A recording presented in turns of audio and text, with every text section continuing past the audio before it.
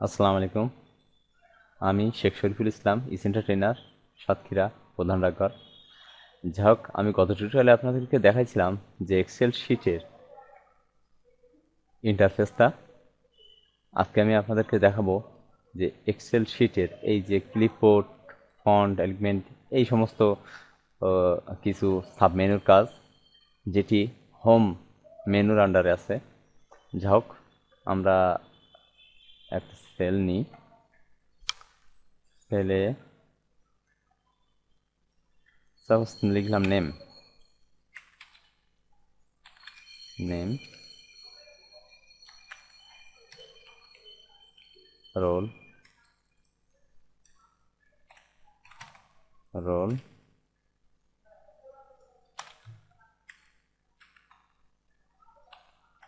Marks. এই যে এই তিনটা লেখা লিখলাম। এখন আমার কাজ হলো ক্লিপবোর্ড এর আন্ডারে যেরকম কাট আছে, কপি আছে, ফরম্যাট পেইন্টার আছে। তো যা হোক, আমি প্রথম আপনাদের কাটের কাজ দেখায়। মাইক্রোসফট এক্সেলের সেলগুলো, বিভিন্ন সেলগুলো আমি জাস্ট এটা মার্ক করলাম ড্রাগ করে। এইখান থেকে মাউসের লেফট বাটন ক্লিক করে ড্রাগ করে টেনে আনলাম এই পর্যন্ত। আনার পরে এখান থেকে কাট, কাট অপশনটা দিয়ে সাপোজ এখানে দেখতে আমার ভালো লাগছে না, আমি এখানে একই জিনিস দিয়ে দেবো। কী হবে, কীভাবে? পেস্ট। এই যে পেস্ট, দেখেন সরাসরি এখান থেকে এখানে চলে আসলো। এই হলো কাটের কাজ। এখন আমরা দেখব কপি এর কাজ। কপি, এই যে একই জিনিস আমি এইখানে জাস্ট পেস্ট, কপি হয়ে গেল। এখন পার্থক্য কি? কাট আর কপি দুইটাই তো এক জায়গা থেকে আরেক জায়গায় স্থানান্তর হয়ে গেল। তাহলে পার্থক্য হলো কাট, আমরা দেখতেছিলাম যে কিভাবে কাট, কপি, পেস্ট এগুলো করা যায়। এবং এখন আমরা দেখতে চাচ্ছি যে আমরা তো সিম্বলের মাধ্যমে দেখছি যে কাট, কপি, পেস্ট আমরা করতে পারি কিভাবে। এখন আমরা কিবোর্ড শর্টকাটের মাধ্যমে কাট, কপি, পেস্ট দেখতে পারি। যেমন আমি যদি এই যে লেখাটা লিখছি, এই লেখাটাকে এখন আপাতত এই পাশে এই কর্নারে ক্লিক করে আমি ড্রাগ করে এই পাশে নিয়ে আসছি এবং পুরোটাই মার্ক হয়ে গেছে। কারণ এই পুরো মার্কিং অংশটাকে আমি যদি কপি করতে চাই, তাহলে আমাকে দিতে হবে কন্ট্রোল সি। কন্ট্রোল সি চাপ দিলে এই যে জিলজিলে ভাব চলে আসছে, এর অর্থ হলো এখন এইটা কপি হওয়ার জন্য প্রস্তুত। আমি যদি এখানে একটা অংশ সিলেক্ট করে সেখানে ভি কন্ট্রোল ভি অর্থ হলো পেস্ট, এখানে কিন্তু পেস্ট হয়ে গেল। এখন কিন্তু দেখেন এখানে কোনো চাপা লাগেনি, জাস্ট আমি কিবোর্ড থেকে করছি। একইভাবে যদি আমি আমার এই মার্কিং অংশটাকে কাট করতে চাই, তাহলে কন্ট্রোল এক্স দিয়ে এইভাবে কন্ট্রোল ভি, এটি কিন্তু কাট হয়ে গেল, পুরো অংশটাই কাট হয়ে চলে গেল এই পাশে। এখন আমরা ফরম্যাট পেইন্টারের যে কার্যক্রিয়া এটা দেখব।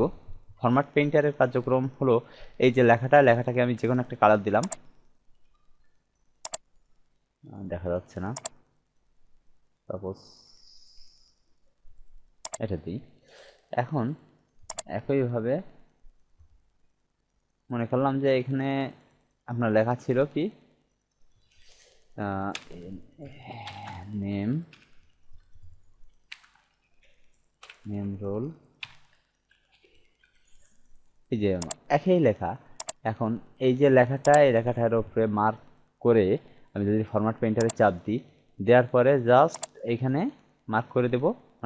এখানে যে কালার থাকবে সেম কালার যদি আমি এইখানে পেইন্ট করতে চাই, তাহলে আমি যে কটা সেল সিলেক্ট করব সেই কটা সেলই একই কালার হয়ে যাবে অটোমেটিক্যালি। আমার কিন্তু কিছুই করা লাগেনি, জাস্ট এখানে যে কালার ছিল এখানে আমি এর উপরে টেনে দিলাম, সাথে সাথে পেইন্ট হয়ে গেল। এখন আমরা দেখতে চাচ্ছি যে এই যে লেখাটা আমাদের আছে, এই লেখাটাকে আমি ডিলিট করে দিলাম। এই যে লেখাটা আছে আমাদের, এই লেখাটা কিভাবে আমরা ফন্ট চেঞ্জ করব, কিভাবে ফন্ট কিন্তু চেঞ্জ হয়ে গেছে। এখন এই ফন্টটা আমি ইচ্ছা করলে সাইজ বাড়াইতে পারবো। এই দেখেন সাইজ কিন্তু বেড়ে যাচ্ছে, অনেক বড় ছোট বিভিন্ন সাইজে করা যায়। আবার এটা দিয়ে কিন্তু বড় ছোট করতে পারি আমরা। এই যে বড় ছোট হয়ে যাচ্ছে। এখন আমি ইচ্ছা করলে এই যে লেখাটা, এই লেখাটাকে বোল্ড করতে পারি, ইটালিক করতে পারি, আবার আন্ডারলাইন করতে পারি। এই আন্ডারলাইন কিন্তু আবার দুই রকম করা যায়, একটা হলো ডাবল আন্ডারলাইন, একটা হলো সিঙ্গেল আন্ডারলাইন। ডাবল আন্ডারলাইনে ক্লিক করলে তলায় যে দাগ সেটা ডাবল হয়ে যাবে, আর সিঙ্গেল আন্ডারলাইনে ক্লিক করলে দাগটা সিঙ্গেল হয়ে যাবে। একইভাবে আমি যদি এই পুরা ঘরটাকে কালার ফিল করতে চাই, পুরো ফিলটাকে যদি কালার করতে চাই, তাহলে এর পিছনে ব্যাকগ্রাউন্ড সহ সমস্ত কালার, সমস্ত ঘরটাই আপনার কালার হয়ে যাবে। যেমন এই কালারটা দিলাম, কালার ফিল। কালার ফিল থেকে বিভিন্ন কালার সিলেক্ট করা যায়, বিভিন্ন কালার চুজ করা যায়। যে কোনো কালার আমি ইচ্ছে করলে চুজ করতে পারি। এরকম কালার চুজ করলাম, যে কোনো কালার চুজ করতে পারি। আবার একইভাবে এখানে নো ফিল করে দিলে আগের অবস্থানে ফিরে আসবে। ঠিক একই রকম এখানে ফন্ট, যে ফন্ট আছে, ফন্ট কালার করাই আছে। এখন যদি আমি কালার অন্য কালার কোনো কালার দিতে চাই, তাহলে কালার করা যাবে। জাস্ট ফন্ট কালার থেকে কালার চেঞ্জ করতে পারি। আবার এখানে অটোমেটিক দিয়ে দিলে নর্মাল যে আমাদের কালো কালারে চলে আসবে। এবং আমি দেখ শর্টকাট ইউজ করি, কিংবা আমাদের পেজ থেকে ফাইলে যেয়ে কোথায় যাব, প্রিন্টে যাই, তাহলে কিন্তু এই যে লেখাটা আছে, লেখাটা কিন্তু একেবারে ফাঁকা ফাঁকা, কীরকম একটা অন্যরকম দেখতে লাগছে। কিন্তু এই লেখাগুলো সাধারণত কিন্তু হওয়ার কথা একটা বর্ডারের ভিতর, একটা সুন্দর শেপ যুক্ত বর্ডার থাকবে, বর্ডারের ভিতরে এগুলো খুব সুন্দর দেখায়।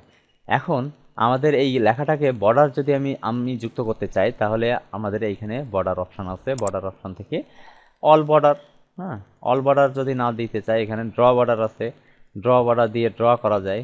অল বর্ডার দিয়ে দিলে অল বর্ডার হয়ে যাবে। এখন দেখি কিবোর্ডের প্রিন্ট অপশানের কিবোর্ডের শর্টকাট কি হলো, কন্ট্রোল পি দিলে এই দেখেন বর্ডার চলে আসছে।